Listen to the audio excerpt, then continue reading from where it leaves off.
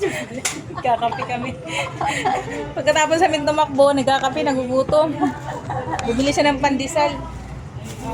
Bumili siya ng pandesal, tapos wala kami mapwestuhan kasi hindi namin ina-expect na anong pala. Wala palang pwesto dun sa loob ng Alphamart, kaya dito kami sa labas. Pag 7-Eleven, yun meron. At kahit pa paano.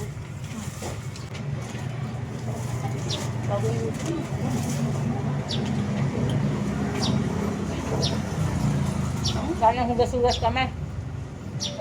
Nilawas. Ayan.